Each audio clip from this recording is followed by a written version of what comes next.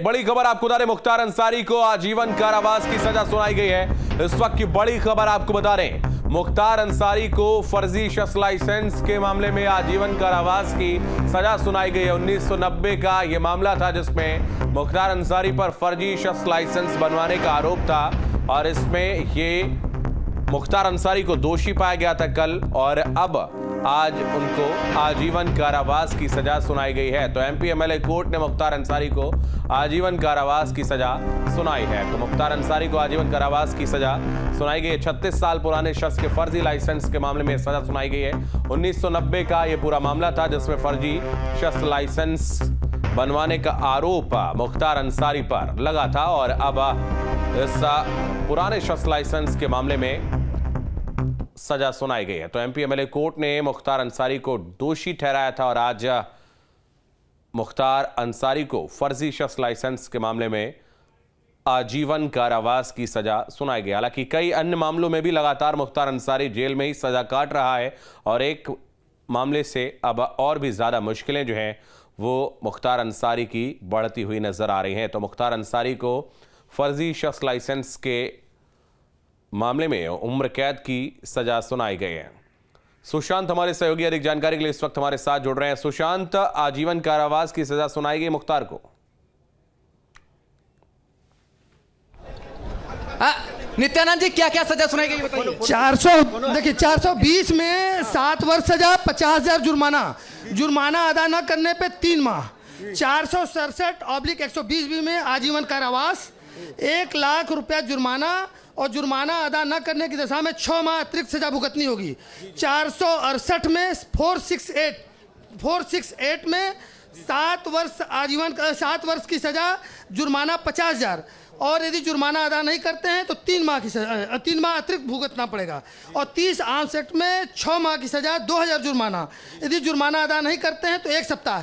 इस प्रकार मुख्य बात इसमें यह है कि 467/120 में आजीवन कारावास की सजा सुनाई गई है और कुल 2,02,000 रुपया जुर्माना आयत किया गया है और जुर्माना न देने पे 3, 6, 3, 12 मतलब 1 साल 1 सप्ताह अतिरिक्त सजा भुगतनी पड़ेगी। इस कितना करीबन जुर्माना लगा है? मिला करके कितना सजा? 2,02,000 रुपये जुर्माना लगा है और इसमें जो है जो 467 जो सबसे बड़ी धारा थी जिसमें मैक्सिमम पनिशमेंट, इस प्रकार हम कह सकते हैं कि 467 में जो है जब कोई व्यक्ति किसी फेक डॉक्यूमेंट को असल की तरह जानते हुए इस्तेमाल करता है तो 467 का इंग्रेडिएंट बनता है, मतलब 467 धारा बनती है। मतलब किसी फोर्ज डॉक्यूमेंट को, जैसा कि उन्होंने जो फर्जी लाइसेंस लिया उसको असल की तरह इस्तेमाल किया तो 467 के इंग्रेडिएंट के तहत उनको, और चूंकि इसमें 120 भी जुड़ा हुआ, मतलब उन्होंने आपराधिक षड्यंत्र भी किया।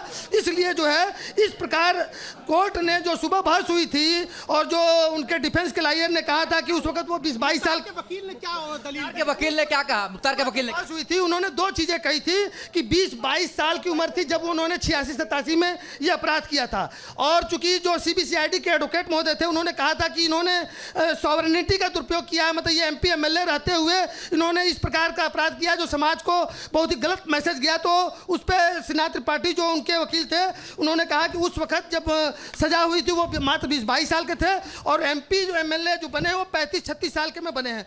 तो कोर्ट ने जो सीबीसीआईडी के वकील थे, जो प्रोसिक्यूशन के वकील थे, विनय सिंह को की इस दलील में दम पाया। सबसे बड़ी बात यह बताई गई वहाँ पे कि इनको 7 मामलों में कन्विक्शन हो चुका है और 7 साल में कन्विक्शन हो चुका है और इनको कई 20 मामले अभी इनके खिलाफ ट्रायल अभी चल रहे हैं। तो इनकी आपराधिक इतिहास को देखते हुए इनको मैक्सिमम पनिशमेंट दिया जाए, उसी बात पे रिलाई करते हुए, उसी बात पे विश्वास करते हुए प्रोसिक्यूशन की स्टोरी को उन्होंने सही माना और माना कि इससे खराब मैसेज जा रहा है। उन्होंने मैक्सिमम जो आजीवन कारावास की सजा थी उस पर। ये बताइए, 20 साल से मुख्तार अंसारी बंद है तो अब कार्रवाई किस तरीके से होगी, किस तरीके से ये सजा लागू होगी? आजीवन कारावास की सजा ऑलरेडी अवधेश हत्याकांड में हो चुकी है, चूंकि ऑलरेडी एक पैटर्न में आजीवन कारावास है और इसमें भी है, तो निश्चित रूप से उनको ताजिंदगी कारावास भुगतनी पड़ेगी जब तक कि ऑनरेबल हाई कोर्ट या सुप्रीम कोर्ट से वो सजा पे रोक नहीं लगाई जाती है या वो उसमें एक्विटल नहीं होती। जुर्माना कितना देना होगा? जुर्माना देखिए, हर एक्यूज्ड को इस देश में अपीलेट कोर्ट है, जैसे हम बार बार कहते हैं,